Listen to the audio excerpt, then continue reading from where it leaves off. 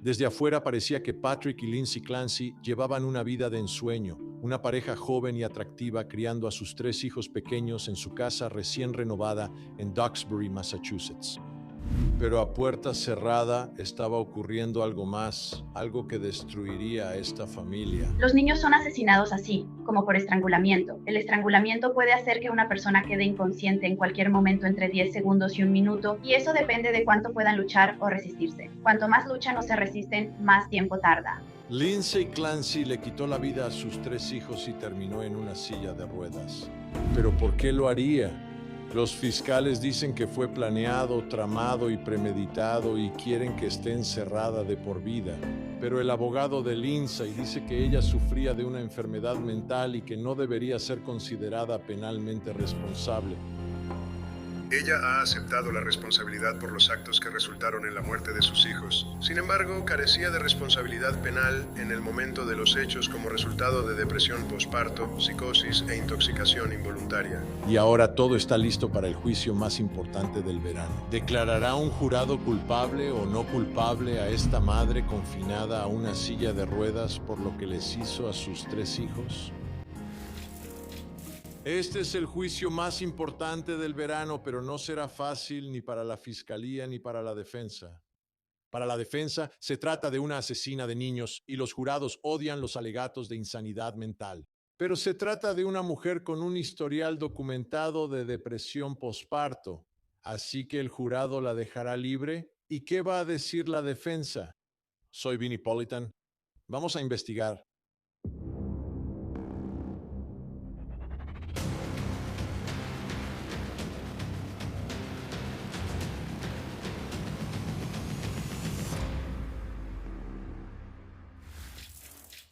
Esto fue el asesinato masivo de una manera muy violenta de tres niños.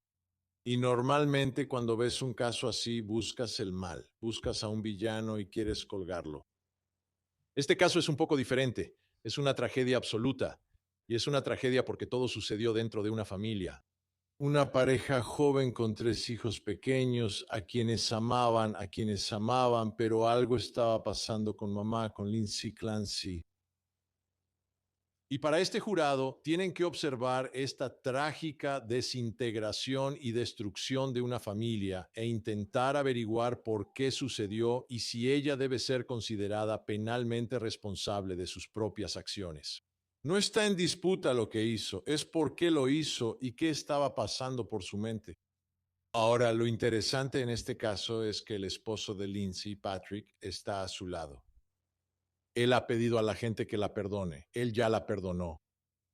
Él la está apoyando. Esperamos que testifique a su favor. Así que este es el hombre en medio de todo, quien será una parte importante de este juicio. Alguien que perdió a sus tres hijos, pero que estaba viviendo en medio de todo esto. Y no solo como testigo presencial, sino como alguien que entendía lo que estaba pasando y cuáles eran las dinámicas en el hogar. ¿Y qué estaba pasando con Lindsay Clancy en cuanto a su depresión, enfermedad mental, etcétera? Él es crucial para este caso. Y esto va a pesar muchísimo ante un jurado porque ellos van a recurrir a él. Bien, entonces, ¿qué es lo que él quiere que pase en todo esto? Y podría darles la oportunidad de decir, bueno, si él está de acuerdo, entonces tal vez deberíamos ser un poco más abiertos respecto a este asesino de niños. Sabes, es diferente a lo que pasó en el caso de Andrea Yates y a ella la declararon no culpable en Texas. Pero su esposo no era tan comprensivo como Patrick lo será en este caso para Lindsay. Rusty se presentó en el juzgado. Sí, él estaba ahí. Dijo ciertas cosas, pero tenía una postura muy distinta a la de este esposo, a la de este padre. Pero a pesar de eso, Andrea Yates fue declarada no culpable. Así que aquí va a haber un verdadero juicio. No tengo idea de qué va a hacer el jurado con esta evidencia y tenemos que ver cómo se desarrolla todo. Pero todo se trata de la depresión posparto de Lindsay Clancy, o quizás los fiscales digan supuesta depresión posparto. ¿Qué tan grave era? ¿Qué tan real era? ¿Y cómo convences a un jurado de eso? Bueno, lo que la defensa quería hacer era presentar a otras madres que sufrieron de esto, llevarlas a la sala del tribunal para que el jurado pudiera entender. Un testimonio de primera mano de lo que es sufrir depresión posparto y los pensamientos que tienes y cómo impacta tus decisiones, tus estados de ánimo, todo lo que haces. Nunca lo había visto antes, pero esta va a ser una defensa muy agresiva. Así que fueron ante el juez para tratar de convencerlo de permitir que estas mujeres entraran a la sala del tribunal y testificaran sobre sus propias experiencias y no solo depender de lo que algún doctor o experto vaya a decir en el estrado. Escuchemos los argumentos que está presentando su abogado, Kevin Reddington. Señor Reddington, esta es una moción para permitir el testimonio de testigos que, según la moción, han sido víctimas del sistema médico. En relación con los temas de depresión posparto y psicosis posparto. Sí, su señoría. Gracias. Su señoría, como menciono en la declaración jurada, como puede imaginar, he sido contactado por muchas personas que, de una manera muy conmovedora y emotiva, me han informado sobre estos horribles problemas con los que han estado lidiando, como la depresión posparto, la psicosis posparto, escuchar voces que les daban órdenes, tener pensamientos intrusivos, de golpear, lastimar o matar a su pareja o a sus hijos, infanticidio como resultado de la psicosis posparto, problemas con la medicación contribuyendo a la depresión posparto, psicosis posparto.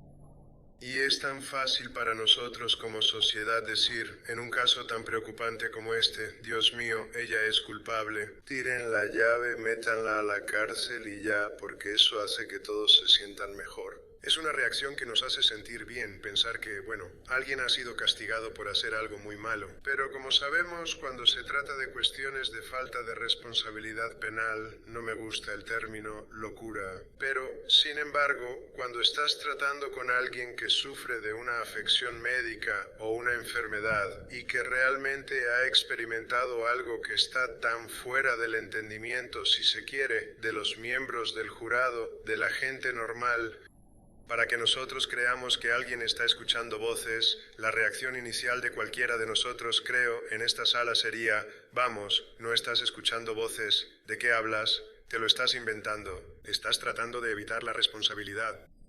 Pero es cierto y sucede, y es una aflicción con la que la gente ha tenido que lidiar. Y si se les permite testificar sobre su propia experiencia con la depresión posparto, la psicosis, las preocupaciones y el miedo que tiene una mujer, y lo digo así como una mujer porque los hombres no saben de esto. Sabes, somos muy rápidos para salir y somos poderosos y fuertes. Tomamos muchas cervezas y somos muy rápidos para decir que la encierren y tiren la llave. Pero una mujer que ha sufrido. Esto es interesante, esto es realmente interesante. Ahora, los argumentos que él podrá plantear lo que él está tratando de hacer es no depender solo de un experto.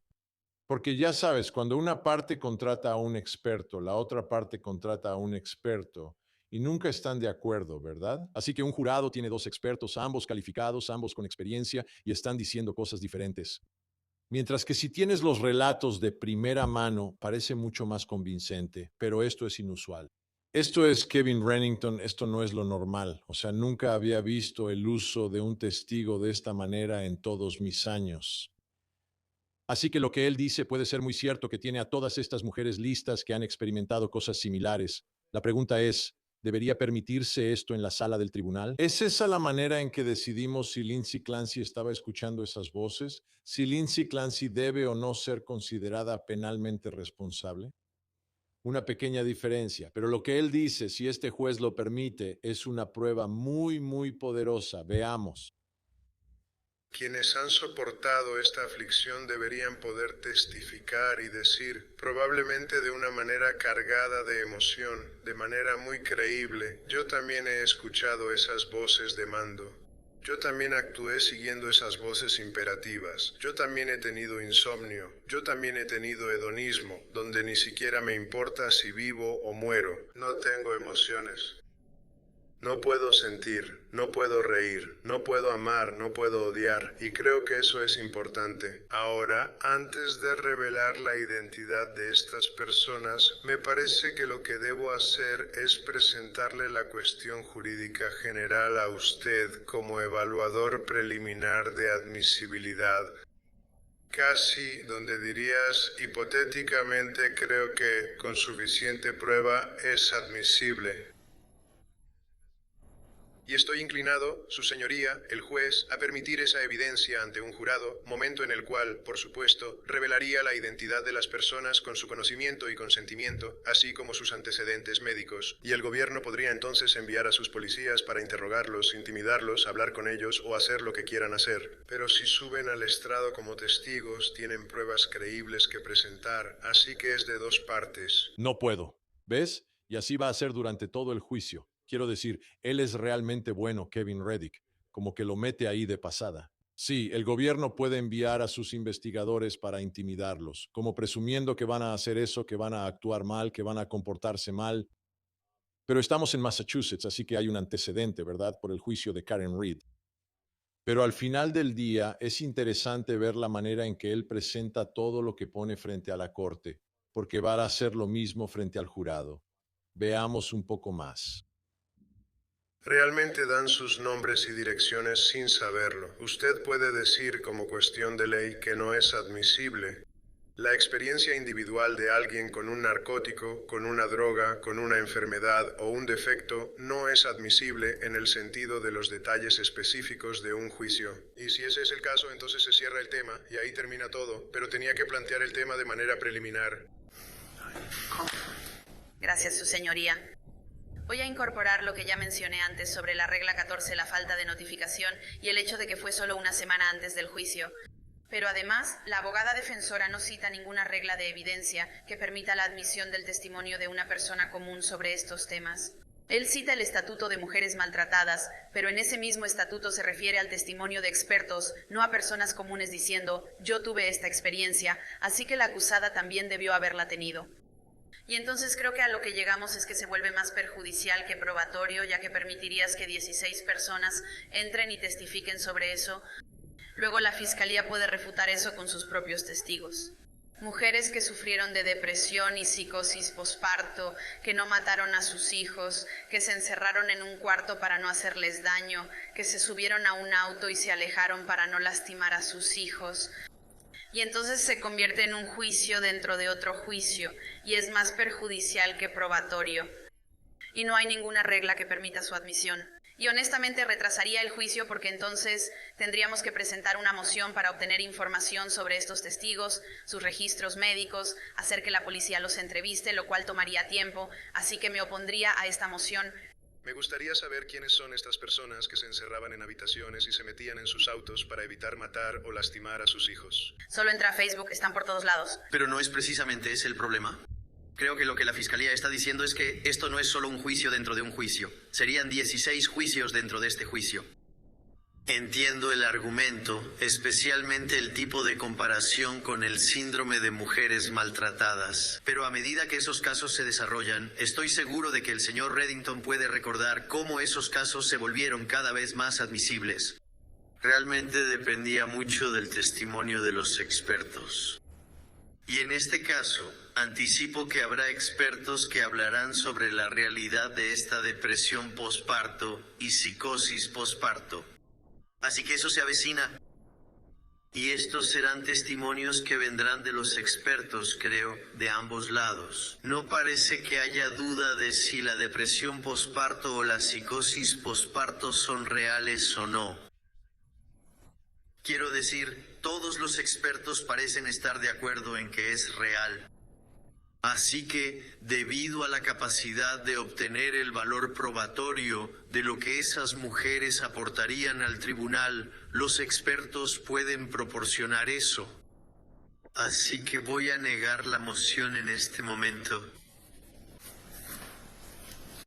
Y de nuevo, no es sorprendente porque nunca lo he visto hacerse antes. Pero ¿te imaginas ese momento en una sala de audiencias cuando tienes a una mujer tras otra hablando de sus propias experiencias? Quiero decir, hasta cierto punto, es algo esclarecedor. Pero luego, cuando los fiscales dicen, bueno, tenemos a un montón de mujeres que dicen lo contrario, que pudieron controlarlo y pudieron alejarse, así que no lastimaron a nadie.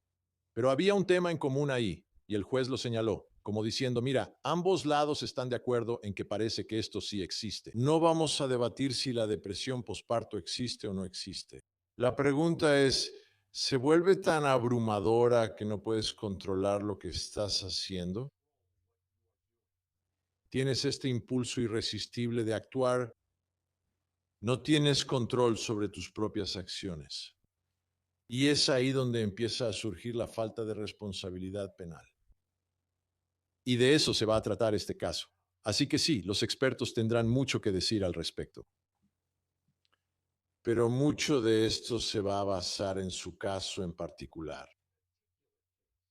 Porque creo que al final del día lo que vas a descubrir es que los expertos estarán de acuerdo hasta cierto punto. Y luego la pregunta es, ¿qué tanto control tenían estos pensamientos sobre Lindsay Clancy? ¿Qué tanto control tenía esta enfermedad mental sobre ella? Y creo que a lo que vas a llegar ahora es, bueno, ¿qué podía hacer ella? ¿Qué podía controlar? Y mientras la defensa dirá, escuchen, esas voces la están empujando, empujando, empujando, ella no puede sentir, no puede odiar, no puede amar, no puede llorar, es como si no fuera nada. Y ella solo está actuando como resultado de la combinación de los medicamentos y la depresión posparto. Pero la fiscalía puede decir, escuchen, esto fue planeado.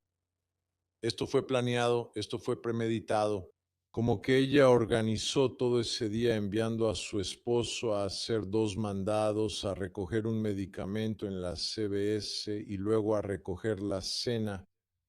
Y ella sabía cuánto tiempo le iba a tomar. Ella se metió a su computadora para calcular la distancia y el tiempo de viaje, planeando cuánto tiempo necesitaba para quitarle la vida a los 3 niños. Y eso es lo que dicen los fiscales. Escuchen, ella es capaz de hacer todo eso y funcionar muy bien. Incluso recibe una llamada telefónica de su esposo en medio de todo eso. No hay indicios de que esté desconectada de la realidad. Ella tiene el control total de lo que está haciendo y sabe lo que está haciendo.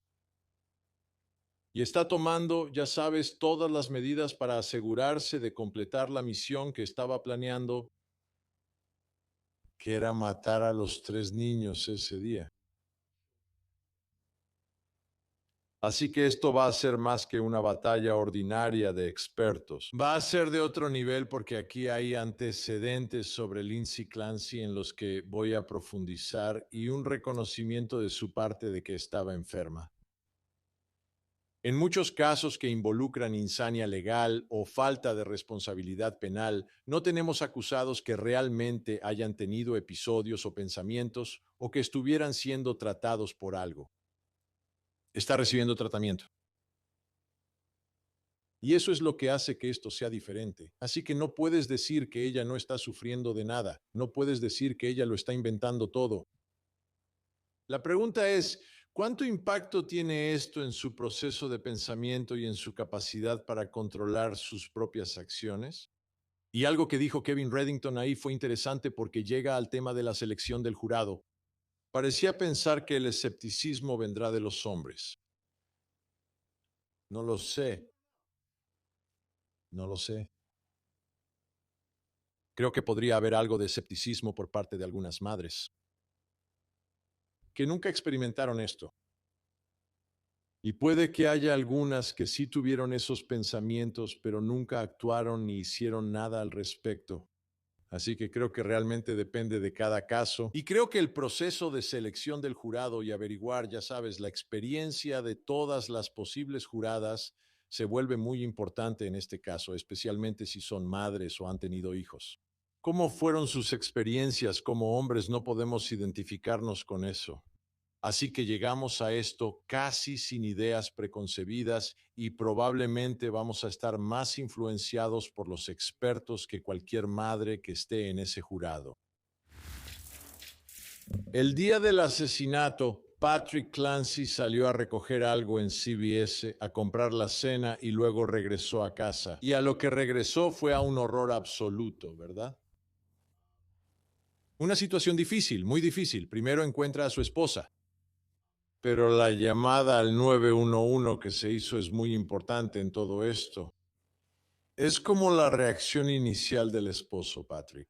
Tienes a Patrick, pero lo tienes encontrando a los niños y tratando de reconstruir de lo que pasó dentro de la casa cuando él solo estuvo fuera por un corto tiempo. Así que hubo algunas objeciones previas al juicio, etcétera, sobre si el jurado escuchará o no las llamadas al 911 y qué escucharán sobre ellas. Ahora, las llamadas al 911 aún no se han reproducido públicamente, pero tenemos una idea de lo que contienen tanto por los argumentos en la corte como por algunos de los documentos que se han presentado en el caso. Así que quiero repasar eso para que entendamos qué revelará esta llamada al 911. Empecemos entrando a la sala del tribunal. Escuchemos a la asistente del fiscal de distrito, Jennifer Sprague, presentando los argumentos sobre la llamada al 911.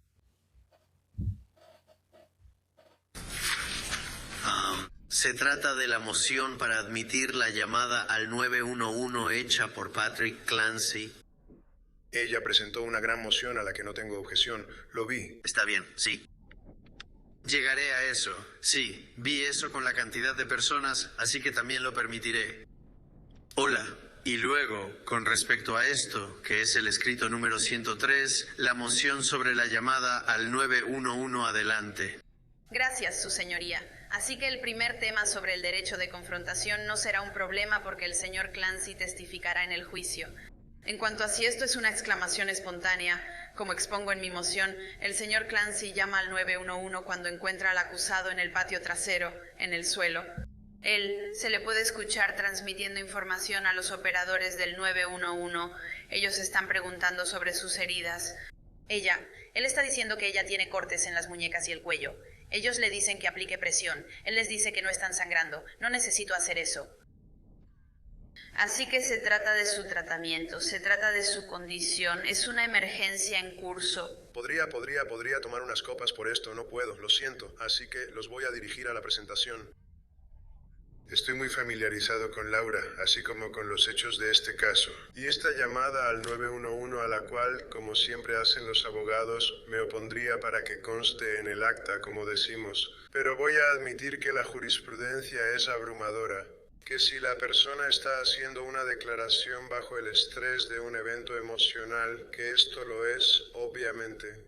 Las declaraciones hechas por teléfono al 911 se admiten rutinariamente en los juicios. Estaría perdiendo el tiempo de la corte si objetara y pidiera una audiencia. Así que no tengo objeción a eso. Tengo una objeción a que se admita, solo porque es horrible. Pero legalmente tengo que admitir que no hay base para objetar, así que no tendría objeción. Así que mi inclinación es, y me disculpo, tenía la moción. No me di cuenta de que tenía la copia de la llamada al 911, así que no la he escuchado. Y entonces, en cuanto a si es admisible basándose en el prejuicio contra el valor probatorio, eso es lo que tendré que escuchar. Puedes reproducirlo ahora, no tengo ningún problema. No lo voy a reproducir ahora. Espera, solo escucharé un segundo. En este momento hay una dinámica más allá de este tema en particular. Los fiscales presentan sus argumentos y Kevin Reddington, el abogado defensor, se levanta y luego toma la palabra.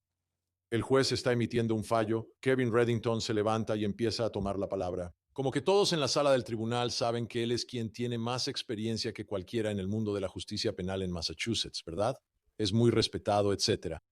Pero solo esa dinámica, la capacidad de tomar el control en cualquier momento. Incluso cuando la fiscal está presentando su argumento ante el juez y él, bueno, ¿sabes qué? Y luego básicamente cede en ese punto, pero toma el control de la sala del tribunal.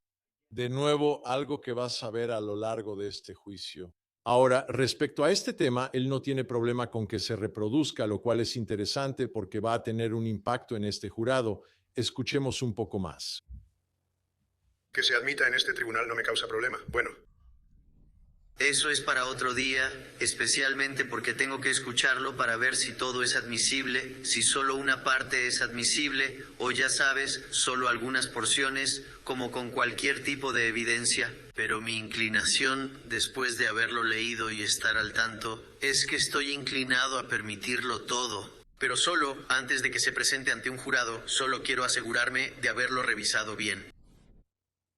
Bien, entonces él la va a escuchar. Ahora, aprendemos un poco más sobre esta llamada por los documentos que se presentaron. Y esto es de la moción. El señor Clancy llama al 911 a las 6:11 desde su casa, después de haber regresado de hacer mandados y a petición de la acusada. Al principio de la llamada, se puede escuchar al señor Clancy tratando de obtener ayuda para la acusada. Eso es de lo que los escuchamos hablar. Mientras hablaba con el operador, el señor Clancy también habló con la acusada. Él le hizo varias preguntas y ella pudo responder a algunas de esas preguntas. En la llamada se escucha al señor Clancy preguntándole a la acusada sobre el paradero de los niños, a quienes no había visto cuando regresó a casa después de estar fuera durante 45 minutos. Después de que los servicios de emergencia llegaron al lugar, la llamada seguía siendo una emergencia, ya que los niños Clancy aún no habían sido localizados. Mientras continúa la llamada al 911, se escucha al señor Clancy entrar a la casa, llamar a sus hijos y luego encontrar los cuerpos de Cora, Callan y después Dawson en el sótano de la casa. El señor Clancy entonces gritó pidiendo ayuda en el sótano. La policía en el lugar respondió a sus gritos de ayuda. Cuando la policía se dirigió al sótano, el señor Clancy gritó, y este es probablemente el momento más dramático de esta llamada al 911. Ella mató a los niños. Esa es parte de la llamada que van a escuchar. Ella mató a los niños. Bueno, eso no está en debate en este caso, ¿verdad? Si lo hizo o no lo hizo, pero sigue siendo una prueba contundente escuchar al padre, al esposo, gritando eso. Durante la llamada al 911, llamada al 911. Luego, a medida que avanza la llamada, puedes inferir cuándo el señor Clancy encuentra el cuerpo de cada niño, ya que el volumen de su voz sube y baja.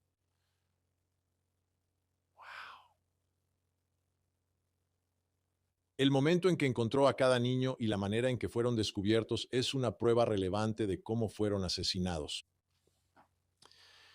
Y luego, Cora, Dawson y Callan fueron estrangulados cada uno con una banda de ejercicio diferente, y la banda utilizada para estrangular a cada niño fue encontrada alrededor de sus cuellos por el señor Clancy. Los servicios de emergencia encontraron cada banda junto a cada niño cuando llegaron al sótano porque el señor Clancy había quitado las bandas de los cuellos de Cora, Dawson y Callan conforme los fue encontrando. Y eso es lo que el jurado va a escuchar durante esta llamada al 911. No puedo enfatizar lo suficiente lo importante que es para la defensa en este caso que Lindsay Clancy tenga un historial documentado. Pero no es solo un historial documentado como algo del pasado, también es un historial muy reciente. Y Patrick Clancy ha presentado una demanda contra quienes estaban tratando y recetando medicamentos.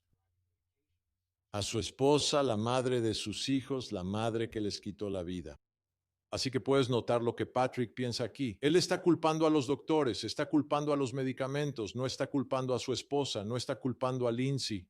Así que en esa demanda civil hay un resumen de cuáles son los hechos que alegan. Y digo hechos alegados porque no creo que la otra parte en el caso civil vaya a conceder que todo esto es la verdad. Y tampoco creo que en el caso penal, porque la Fiscalía en audiencias anteriores ha disputado algunas de estas acusaciones que se están haciendo. Pero estas son las acusaciones de la defensa. Esto es lo que vas a escuchar durante el caso penal.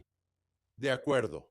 Esto será la base y el fundamento para esta alegación de falta de responsabilidad penal por insanidad legal de Lindsay Clancy. Así que quiero repasarlo contigo porque creo que es detallado y sí le proporciona a ella algo de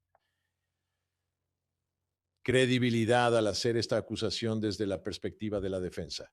Muy bien, durante el primer embarazo de Lindsay con Cora, ella experimentó ansiedad. Ella experimentó algo de ansiedad durante el periodo posparto, pero regresó a trabajar medio tiempo y amamantó durante un año sin incidentes.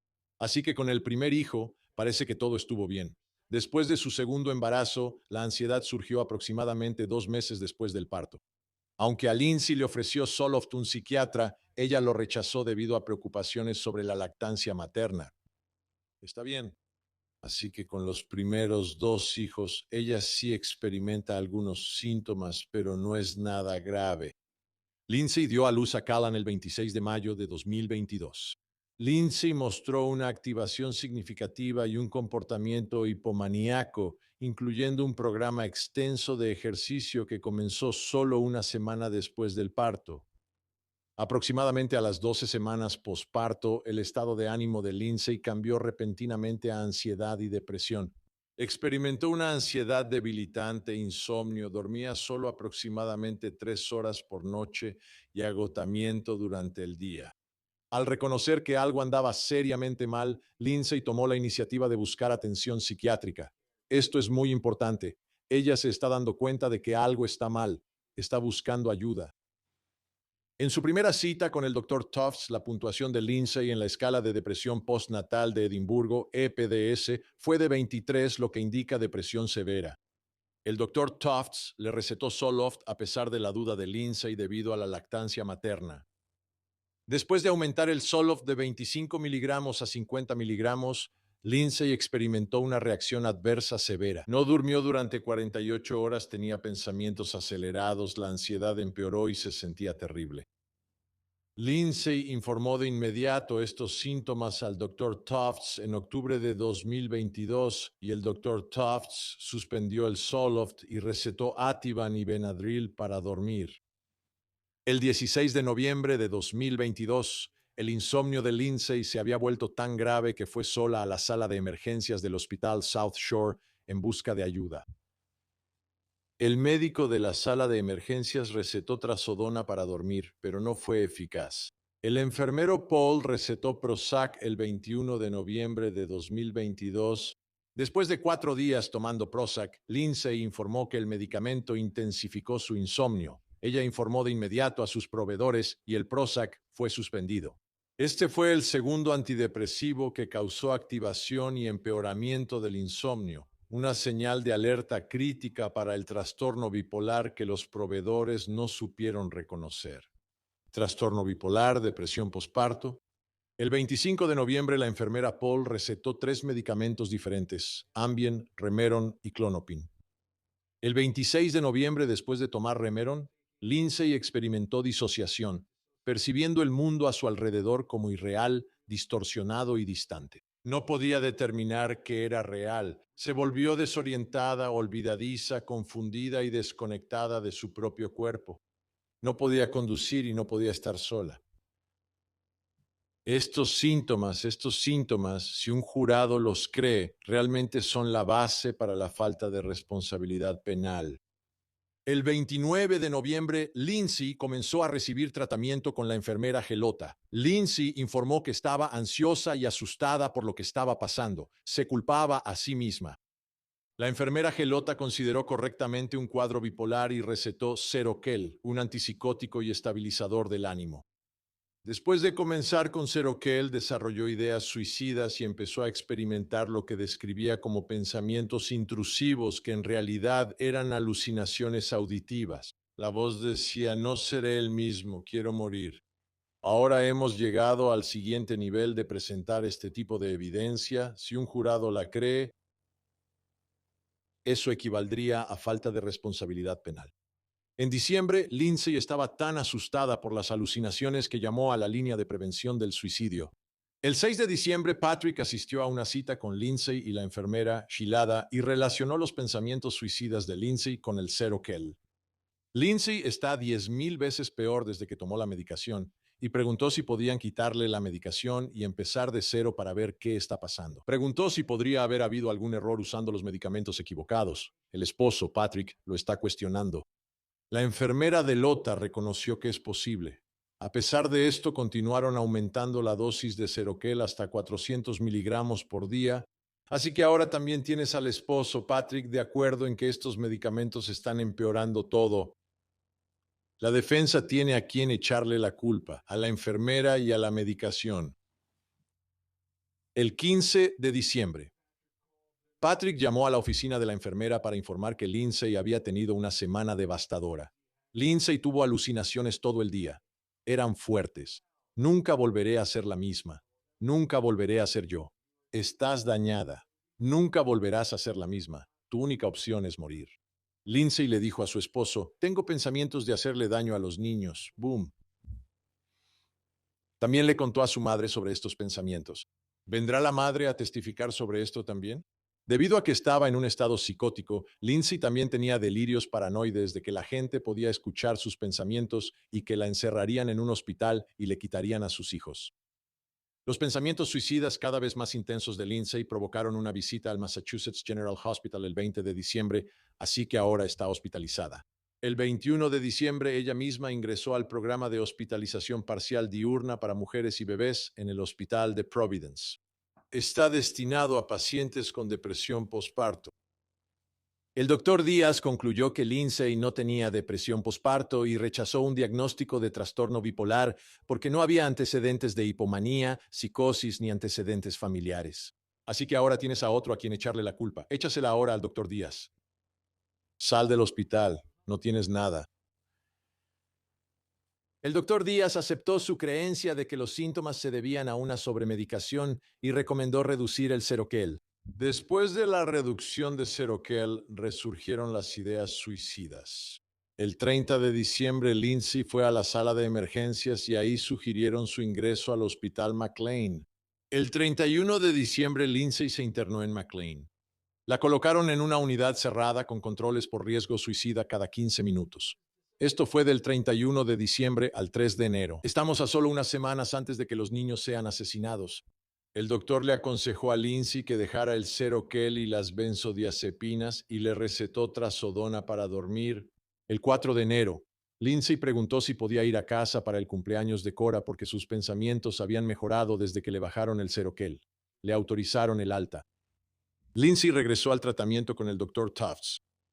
El diagnóstico fue trastorno depresivo mayor crónico. El 10 de enero, Lindsay regresó con el doctor Tufts y le cambiaron a Valium para una reducción gradual de benzodiazepinas. El doctor Tufts indicó que en algún momento añadiremos un antidepresivo. El día 16, ella seguía experimentando depresión. Tenía que obligarse a hacer cualquier cosa y las alucinaciones continuaban. Deberías hacerle daño a los niños. Deberías matarte. Nunca volverás a ser la misma. La única opción es morir. Se sentía como un zombie. Y el doctor Tufts recetó amitriptilina, otro antidepresivo. El 23 de enero, durante otra cita de 17 minutos, Lindsay informó que se sentía un poco más ansiosa y que su corazón latía rápido. El doctor Tufts informó que su estado de ánimo es el mismo, está aplanado, está ansiosa, sin motivación, entumecida y que tiene que obligarse a salir de la casa. El doctor Tufts aumentó la medicación, la amitriptilina, a 20 miligramos esa noche. Lindsay no durmió. Es un historial documentado. Es un historial devastador si el jurado lo cree. A lo largo de los años yo he Cubierto un gran número de juicios en Massachusetts. Y hay una cosa que Massachusetts hace en casi todos los casos que he cubierto ahí que me gusta, que creo que es importante y realmente ayuda al jurado y a nuestro sistema de justicia: las visitas del jurado. Recuerdo la primera visita del jurado en un caso que cubrí en Massachusetts. Fue en el caso del Dr. Greenader, quien fue acusado de golpear a su esposa hasta matarla en una zona boscosa de este sendero. Y nosotros y el jurado fuimos a ese sendero y vimos dónde sucedió todo. Y eso hizo que el testimonio fuera mucho más vívido en mi mente como reportero en ese caso. No puedo imaginar el impacto que tiene en un jurado que tiene que tomar una decisión. Simplemente todo parece tener sentido. Y recordarás que en el caso de Karen Reed, también en Massachusetts, el jurado fue al 34 de Fairview y simplemente tiene mucho sentido. Y sé que a veces las cosas pueden cambiar un poco en la escena, pero aún así es mucho mejor que solo fotografías o un mapa. Incluso si intentan hacer estas cosas sofisticadas de imágenes en 3D, no hay nada como estar realmente en la escena para que el resto de la evidencia tenga más sentido y darle contexto al jurado.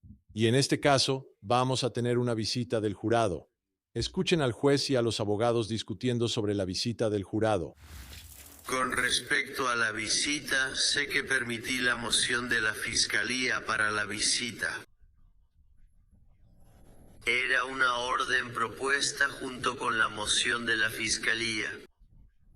No creo haber recibido una orden propuesta por parte del propietario.